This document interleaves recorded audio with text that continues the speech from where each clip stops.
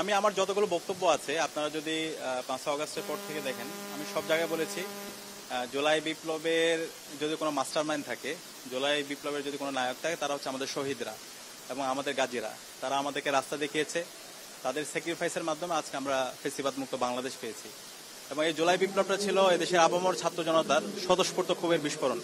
এখানে সকল মতের মানুষ আমরা প্রত্যেকের পরিচয় ভুলে গিয়ে কমন গোল নিয়ে ফেসিবাদ মুক্ত বাংলাদেশ বিনির্মাণ করার জন্য আমরা একত্রিত হয়েছি। এবং যখন খুনি হাসিনা এই দেশ থেকে পালিয়েছে, পালানোর পরে সরকার ফরমেশন করা, সরকার ফরমেশন পরবর্তী এখন পর্যন্ত আমি কখনো কোনো জায়গায় গিয়ে সমন্বয়ক পরিচয় দিয়ে কোনো কিছু দখল করা, কোনো কিছু আত্মসাৎ করা, সেটা একটা সিঙ্গেল ডকুমেন্ট আপনারা কেউ দেখাতে পারবেন না। এবং জুলাই বিপ্লবের সময়ে যখন আমাদের মূল সারি সমন্বয়ক যারা ছিল, যখন তাদের অনুপস্থিত ছিল 19 তারিখ থেকে একদম 2 আগস্ট পর্যন্ত, ওই সময়ে আমরা কিছু কাজ করার সুযোগ পেয়েছি। এবং সেই সত্য কিছু ঘটনা আমার জায়গা থেকে আমি মাঝে মধ্যে নিয়ে এসেছি।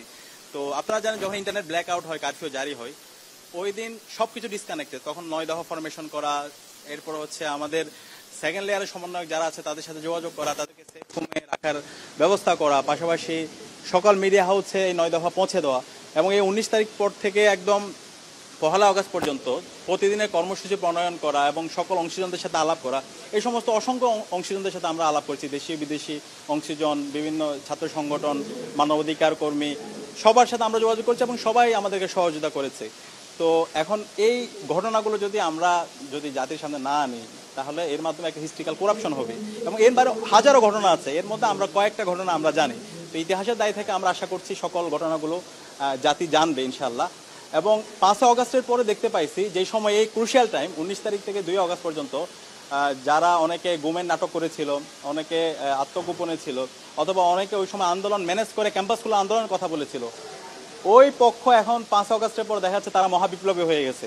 এবং 5 আগস্টের পর থেকে আপনি দেখতে পাবেন, আমার যদি ফেসবুকেও যান অথবা আমার অ্যাক্টিভিটি, ওই সময় যারা ভিকটিম পরিবার আছে তাদের সাথে কথা বলেন, 5 আগস্টের পর থেকে পুরো আগস্ট মাস, সেপ্টেম্বর মাস, অক্টোবর মাস জুড়ে আমরা তখন আমাদের যারা আহত পরিবার আছে এবং শহীদ পরিবার আছে প্রত্যেকের সাথে আমরা দেখা করেছি এবং তাদের ট্রিটমেন্টের জন্য ব্যবস্থা করা। তখন দেখা যাচ্ছিল তাদের ট্রিটমেন্টের ব্যবস্থা হচ্ছিল না, তাদের ট্রিটমেন্টের ব্যবস্থা করা, তাদের ফ্যামিলির পুনর্বাসনের ব্যবস্থা করা, এই কাজগুলো তখন আমরা করেছি।